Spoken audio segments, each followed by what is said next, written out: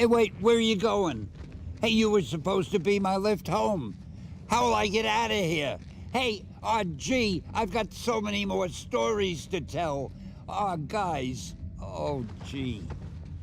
So this is Jason DeBoard of the Original Prop blog, and I wanted to do a quick little video about Stan Lee, who passed away yesterday at the age of 95.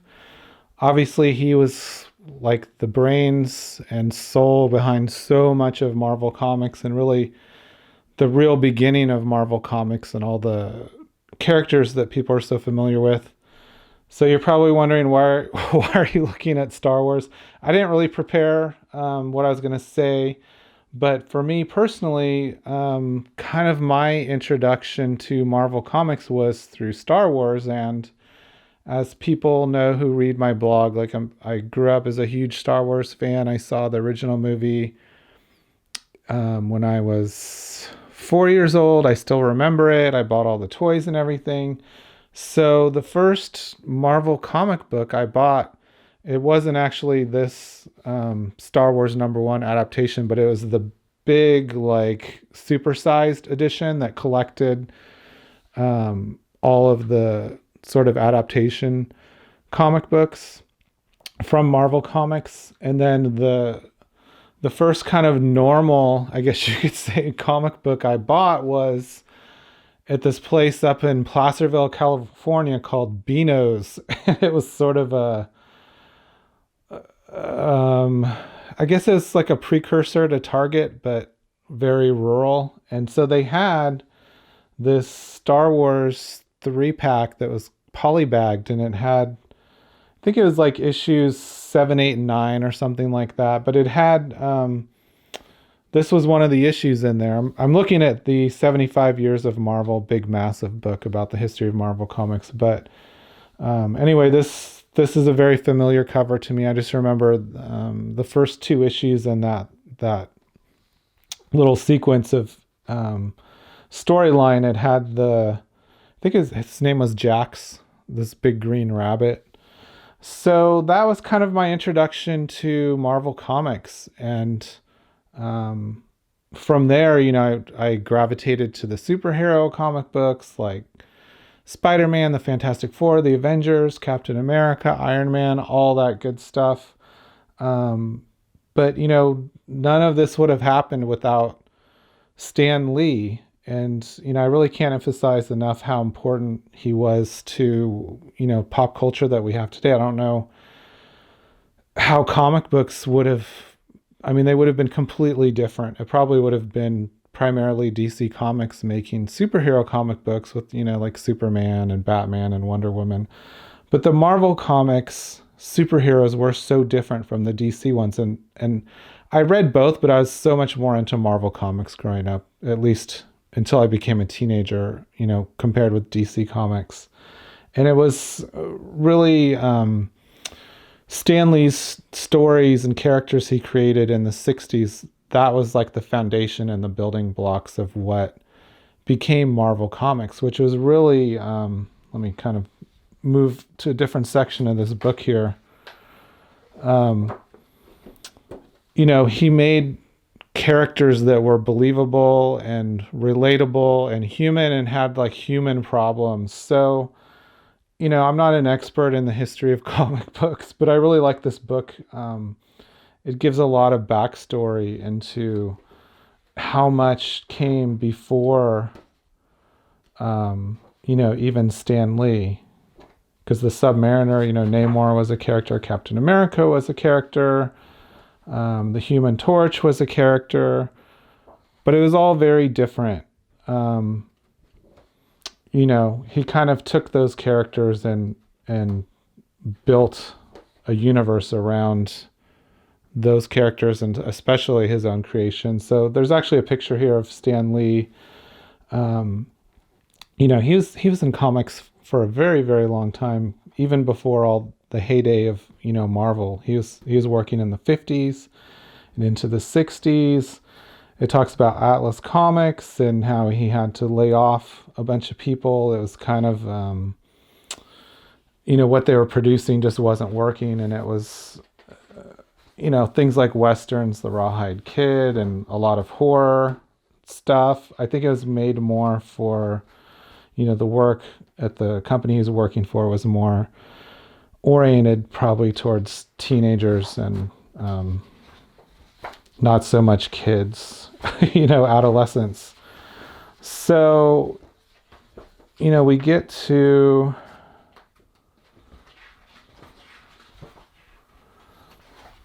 it's just funny. Like, they even had romance comics. It's just very, very different. And, teenagers, they, it's kind of like Batman and Robin and Captain America and Bucky. They were always sort of relegated to the kind of weird sidekick status. Whereas, with Spider-Man, he was the lead character. And that was something I think that was really different than during those times. So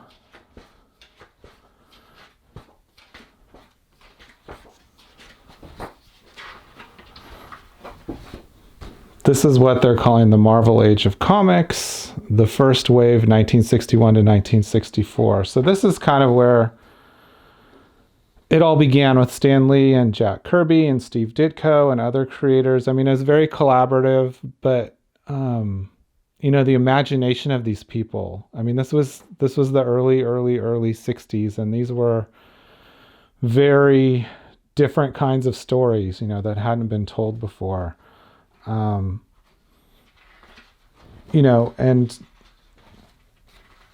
all these characters, the Fantastic Four, the Hulk, Ant-Man, Thor, especially Spider-Man. I think Spider-Man, you'd have to sort of agree, he's kind of the face. If you're going to pick one character that represents Marvel Comics, I would think it'd have to be Spider-Man. And it's kind of a miracle that this even happened, because it used to be called, I think, Amazing Adult Fantasy. And he did this one-off story about Spider-Man with Steve Ditko.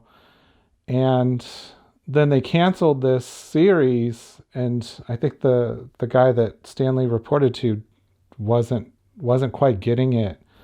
But then they got the sales figures, and it actually did really well. And then, they were trying to fill out, basically they're kind of trying to replicate the success of DC's Justice League and kind of create some characters that could cross over into each other's worlds. And, it's something that's replicated today in the Marvel Cinematic Universe. I mean, these have become some of the most successful movies of all time, and I think it's only going to get bigger. Like, with the last couple of movies, everything's just come together in such a way. And it's like, for me, I grew up reading these comic books starting in, the late 70s. I read X-Men and Spider-Man and the Avengers, all that. And what's happening in the movies, it's kind of taking this to a different art form, but it's so much more mainstream. And that's the other interesting thing, I think Stan Lee and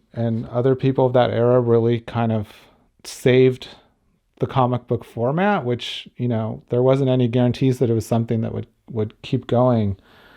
And there's just been so much, so many characters, so many stories that were born from, this era, and kind of Stan Lee's approach to storytelling and character. And even, one thing that attracted me as a kid is that there were points to the story, there were morals, there were lessons to be learned. And, comic books are so, at least back then, I don't know how many people even read comic books anymore, but back then, as a kid, it was something you'd gravitate towards. And it was actually something that was good because it would spark your imagination. And you would learn things, but it wasn't like work. It wasn't like cracking open a novel.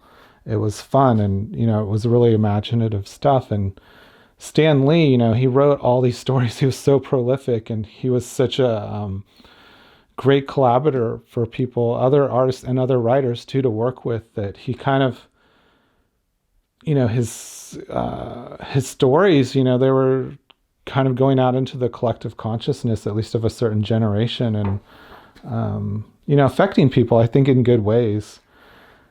And so, I don't want to make it a downer that he passed away, but I think it's really important to kind of recognize his work, his accomplishments, what he's contributed to culture and pop culture, and celebrate his life. I mean, 95 years old, and he was still so active. It's really amazing.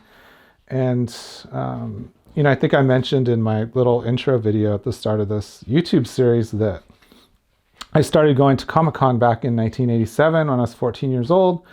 And it wasn't unusual to see Stan Lee just walking around back then. It wasn't a big deal. And at one point, I don't know if it was the first Comic-Con I went to or just in the late 80s in general, but I was standing in line to get some food at a concession stand at Comic-Con. And right in front of me, it's Stan Lee. So, and everyone knew who he was because he had his little soapbox thing at the back of, a lot of comic books. And he was just sort of the face of Marvel Comics. And it was amazing. I mean, to just be able to stand there and chat with him. And, we chatted for a while we were eating. And he was just such a nice guy. He was just so full of life and enthusiasm. And, he loved fans. He loved his characters. And he kind of created this world. I mean, there wouldn't probably have even been a San Diego Comic-Con if not for Stan Lee. So, anyway, I just wanted to share some thoughts about it and kind of, recognize how important he was. I mean, people look at Walt Disney like it's this great figure that created characters and worlds and kind of new storytelling mediums. And I think Stan Lee is equally, if not more important, because Stan Lee, the other thing is, in the 60s, he was tackling a lot of issues and kind of breaking down a lot of stereotypes and barriers and whatnot with his writing. And that was in the 60s. There's still art formats that are, and mediums that are catching up to that today. He's really, really very innovative. He seemed to have just an endless kind of reservoir of stories to tell and ideas and boundless energy to sort of put those ideas into formats even beyond comic books, like cartoons, TV shows, movies. He was very involved in TV. He was very involved in trying to get these ideas and stories out into the world, even beyond, comic books. And also the self-referential stuff with the artists behind the stories is always really awesome, and, continued up until, all the different Marvel MCU films. He makes his cameo appearance, kind of breaking the walls there. But it's kind of sad to me for younger people because they didn't have this comic book experience. I used to go to the grocery store and to, eventually comic book stores, and you'd walk in every week and you didn't know what was going to be on the shelves. It was exciting to see what would happen to these characters that, you grew to know and love and, get excited about and kind of live vicariously through and learn from. So it was really quite a special thing. And I think, I went to a comic book convention, a local one recently, just to see a friend. And it's fascinating to me how much things have changed because, I think we went through this. I was lucky because I kind of grew up with comic books in the late 70s into the 80s and then the early 90s. And it was such a cool time for comic books because story was kind of king. There was lots of new things happening. But then it became more about investment and collecting, like as you got into the 90s, and then the whole market crashed and it never really recovered. And it's funny because looking at today, people who do consume it, they're more likely probably to get it like on their iPad than to buy an actual, paper comic book.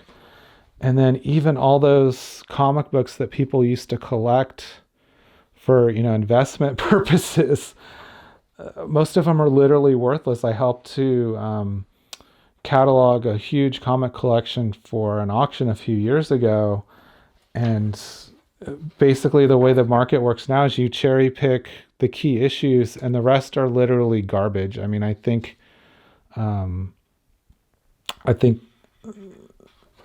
there's whole collections that just have no value apart from whatever key things like first appearances, things like that. So it's different. It's sad. I mean, people my age, I'm 45, with plus or minus 10 or 20 years. I mean, they get it, but other people will never quite understand kind of the magic of collecting comic books. So, Stan Lee, though, he made this huge impact, and his characters and his stories, his archetypes, those will live beyond, all of us. So I think, I just wanted to kind of pay respects to him for all this stuff that he created. I know I'm probably starting to sound redundant, but yeah, anyway, I just kind of wanted to share some thoughts, and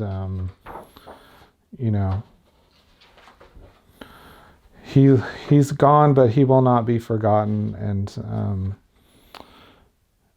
his legacy will live on through his work, and hopefully it'll retain kind of the spirit of what he intended. Because I know, the kind of the interesting thing to me is he was this huge creator. I'd put him, on par with Walt Disney, Gene Roddenberry, George Lucas. But it's kind of interesting because Disney, bought both Star Wars and Marvel, and for about the same amount of money, $4 billion. But, Marvel was kind of, Stan Lee was really one of the primary forces behind it all, behind creating it all.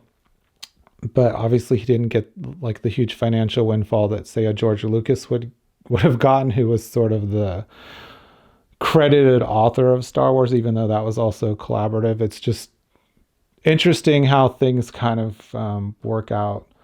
But